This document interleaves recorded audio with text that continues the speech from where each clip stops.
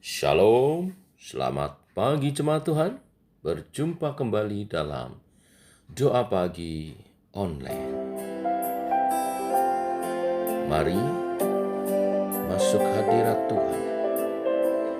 Mohon pimpinan Allah Roh Kudus memenuhi hidup kita.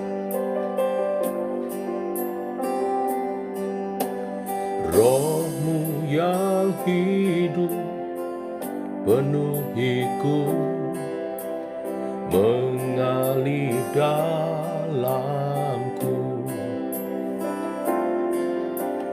Jiwaku tenang bersamamu dalam naunganmu. Ku buka hati untuk jamahanmu, berserah penuh di hadiratmu. Kau ambil alih seluruh hidupku, di altarmu menyembahmu.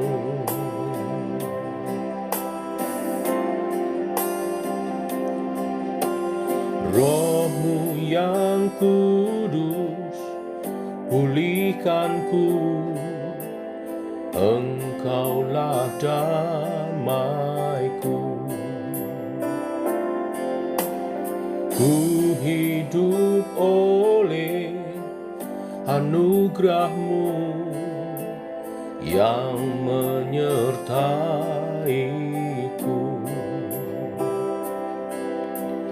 yang menyertaiku.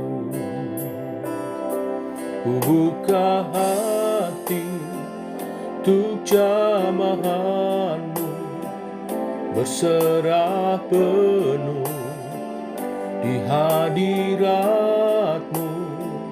Kau ambil alih seluruh hidupku, di altarmu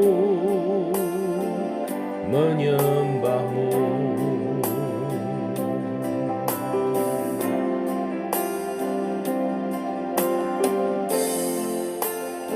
Sebab kamu tidak menerima roh perbudakan yang membuat kamu menjadi takut, tetapi kamu telah menerima roh yang menjadikan kamu anak Allah.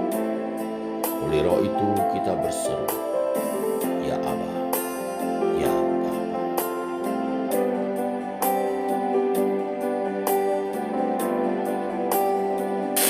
Ku buka hati untuk jamahanmu, berserah penuh di hadiratmu.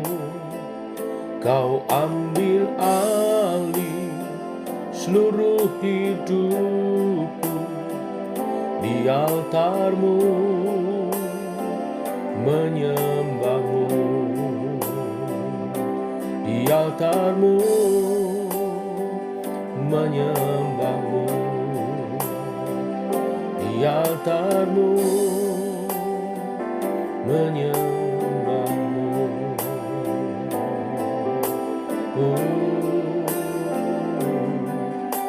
Haleluya, kami menyembahmu Tuhan. Haleluya. Shirapa manaka sikirapa. Haleluya. Oh, syukur. Demikian Tuhan, pujian penyembahan kami kepadamu. Roh Kudus, penuhi hidup kami, untuk kami menjadi saksi-saksi bagi kemuliaan nama. Teguhkan oleh kebenaran firman yang sebentar, kami akan renungkan bersama. Dalam nama Tuhan Yesus Kristus. Amin. Bapak Ibu, kita lanjutkan renungan firman Tuhan. Pada pagi hari ini, kita masuk kepada Kisah Para Rasul, pasal 1 ayat 1 sampai dengan yang ke-8. Demikian firman Tuhan. Roh Kudus dijanjikan. Hai Theophilus, dalam bukuku yang pertama aku menulis tentang segala sesuatu yang dikerjakan dan diajarkan Yesus. Sampai pada hari ia terangkat, sebelum itu ia telah memberi perintahnya oleh Roh Kudus kepada rasul-rasul yang dipilihnya. Kepada mereka ia menunjukkan dirinya setelah penderitaannya selesai. Dan dengan banyak tanda ia membuktikan bahwa ia hidup. Sebab selama 40 hari ia berulang-ulang menampakkan diri dan berbicara kepada mereka tentang kerajaan Allah. Pada suatu hari ketika ia makan bersama-sama dengan mereka, ia melarang mereka meninggalkan Yerusalem dan menyuruh mereka tinggal di situ, menantikan janji Bapa yang demikian katanya. Telah kamu dengar daripadaku, sebab Yohanes Pembaptis dengan air, tetapi tidak lama lagi kamu akan dibaptis dengan Roh Kudus. Maka bertanyalah mereka yang berkumpul di situ, Tuhan, maukah engkau pada masa ini memulihkan kerajaan bagi Israel? Jawabnya, engkau tidak perlu mengetahui masa dan waktu yang ditetapkan Bapa sendiri menurut kuasanya. Tetapi kamu akan menerima kuasa kalau Roh Kudus turun ke atas kamu, dan kamu akan menjadi saksiku di Yerusalem dan di seluruh Yudea dan Samaria dan sampai ke ujung bumi. Amin. Bapak Ibu, kitab Kisah Para Rasul di ayat 1 dikatakan ditujukan kepada Theophilus. Dengan menghubungkan ayat 1 ini dengan Lukas pasal 1 ayat 1 sampai 4, kita dapat mengambil satu kesimpulan baik kitab Injil Lukas maupun kitab Kisah Para Rasul ditulis oleh Lukas dan ditujukan kepada Theophilus. Tema dari Kisah Para Rasul ini adalah di ayat 8. Tetapi kamu akan menerima kuasa kalau Roh Kudus turun ke atas kamu, dan kamu akan menjadi saksiku di Yerusalem dan di seluruh Yudea dan Samaria dan sampai ke ujung bumi. Dari ayat ini kita menangkap satu perintah yang diwajibkan bagi setiap orang percaya, yaitu untuk menjadi saksi Tuhan, untuk memberitakan Injil. Saya katakan ini adalah perintah wajib karena ini amanat agung Tuhan, sebagaimana disampaikan di Matius 28 ayat 19-20. Untuknya Tuhan memperlengkapi murid-muridnya supaya mereka bisa memberitakan Injil dengan benar. Dalam hal apa ia memperlengkapi murid-muridnya? Ada 4. Yang pertama, Tuhan memperlengkapi murid-murid dalam hal iman. Ayat 1 berbicara tentang segala sesuatu yang dikerjakan dan diajarkan oleh Yesus sampai pada hari ia terangkat. Ini mencakup ajarannya, mujizat-mujizatnya, tindakan kasihnya, bahkan kematian dan kebangkitannya. Semua bertujuan untuk memperlengkapi murid-murid dalam hal iman. Dan di ayat 3 dikatakan bahwa Yesus membuktikan kebangkitannya dengan banyak tanda dan menampakkan diri. Pembuktian kebangkitan ini sekali lagi untuk meneguhkan iman murid-muridnya. Kepercayaan terhadap kebangkitan Yesus dari antara orang mati atau kepercayaan bahwa Yesus hidup selama-lamanya adalah suatu hal yang sangat penting bagi orang yang akan memberitakan Injil. Kita memberitakan Yesus yang adalah Tuhan dan Juru Selamat. Tuhan yang jadi manusia, yang menebus dosa umatnya. Tuhan yang masih hidup sampai sekarang, yang bersyafaat bagi kita, Tuhan yang kita percaya. Dalam hal itulah berpengharapan kita di dalamnya. Yang kedua, Tuhan memperlengkapi murid-murid dalam hal ketaatan. Di ayat 4, Tuhan memberi perintah untuk mereka menunggu di loteng Yerusalem. Bagaimanapun juga menunggu adalah sesuatu yang sukar. Oleh sebab itu dibutuhkan ketaatan. Yesus mempunyai alasan mengapa ia menyuruh mereka menunggu. Ia menyuruh mereka menunggu supaya bisa menerima Roh Kudus. Ya, menerima Roh Kudus. Roh Kudus dicurahkan. Ketaatan adalah sesuatu yang penting bagi orang yang memberitakan Injil. Dalam pemberitaan Injil kita berusaha untuk meyakinkan supaya orang percaya dan menerima Yesus sebagai Tuhan dan Juru Selamat. Bagaimana kita bisa meyakinkan orang menerima Yesus sebagai Tuhan dan Juru Selamat bila kita sendiri tidak taat kepadanya? Maka Tuhan memperlengkapi murid-murid dengan hal ketaatan, melatih mereka. Yang ketiga, Tuhan memperlengkapi murid-murid dalam hal pengertian. Pertanyaan-pertanyaan murid-murid di ayat 6 menunjukkan bahwa mereka kurang banyak mengerti pemahaman tentang kerajaan Allah, tentang pribadi Yesus ya sebagai Mesias yang akan mendirikan kerajaannya. Ya, mereka bertanya karena mereka banyak tidak mengerti.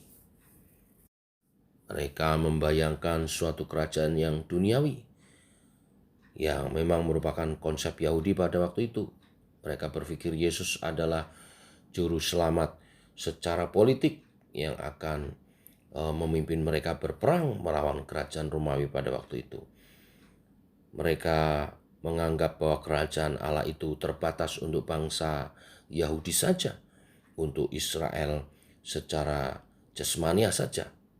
Ini terlihat dari kata-kata ya kerajaan bagi Israel di ayat 6. Kesalahan-kesalahan ini Yesus betulkan dengan mengatakan bahwa mereka harus menjadi saksi, memberitakan Injil bukan hanya di Yerusalem dan Yudea saja, tetapi juga Samaria dan bahkan sampai ke ujung bumi. Jelas ini menunjukkan bahwa kerajaan itu bukanlah hanya bagi Israel, tetapi untuk semua bangsa di muka bumi ini, supaya mereka percaya kepada Yesus. Dan akhirnya yang keempat, Yesus memperlengkapi murid-muridnya dalam hal kuasa. Kuasa dari Roh Kudus. Ayat 4, ayat 5, ayat 8 mengajarkan mereka untuk tidak bersandar kepada diri sendiri pada waktu memberitakan Injil, karena ayat-ayat tersebut menjanjikan Roh Kudus yang akan dicurahkan, yang akan memberi kuasa kepada mereka pada waktu memberitakan Injil. Inilah berkat firman Tuhan hari ini. Sebagaimana rasul-rasul, kita juga adalah murid-murid Tuhan Yesus. Manusia biasa yang penuh dengan kelemahan dan kekurangan, tetapi menerima tugas ilahi. Untuk itu Tuhan memperlengkapi kita, sehingga kita bisa menjadi alat Tuhan yang luar biasa. Beritakan Injil sampai ke ujung bumi. Tuhan memberkati. Mari kita berdoa. Bapa, kami mengucap syukur buat kasih dan rahmat-Mu yang selalu baru. Demikian pagi, Kau nyatakan rahmat-Mu Tuhan, kasih-Mu Tuhan, menyertai kehidupan kami. Dengan Kau mengingatkan panggilan kami sebagai murid-murid-Mu. Panggilan untuk menjadi saksi, untuk memberitakan Injil. Mulai dari Yerusalem kami, keluarga kami, sampai ke ujung bumi, ke setiap orang yang kami temui, di mana Engkau mengutus kami. Terima kasih Tuhan atas peringatan-Mu, karena Engkau tidak saja mengingatkan akan perintah-Mu, tetapi Engkau juga mengingatkan bahwa Engkau memperlengkapi kami dengan iman, dengan ketaatan dan dengan pengetahuan dan terlebih lagi dengan kuasa Roh Kudus-Mu, sehingga tidak perlu kami ragu takut karena Engkau menyertai kami dan memperlengkapi kami. Engkau akan menyatakan kuasa-Mu atas kehidupan kami sebagai pemberita-pemberita Injil-Mu. Segala berkat yang Kau limpahkan atas kami adalah sarana juga untuk memperlengkapi kami dalam tugas pemberitaan ini. Oleh sebab itu berkat-berkat-Mu dilimpahkan atas kami. Berkati umat-Mu dalam usaha pekerjaan mereka. Berkati umat-Mu dalam kesatuan. Berkati umat-Mu dalam pertumbuhan iman. Berkati umat-Mu Tuhan di dalam kesehatan dan penyertaan dan pertolongan-Mu yang nyata. Terpuji nama-Mu Tuhan. Dalam nama Tuhan Yesus, kami berdoa, kami mengucap syukur. Amin. Demikian saudara, doa pagi kita. Selamat pagi, selamat berjalan bersama dengan Tuhan. Shalom.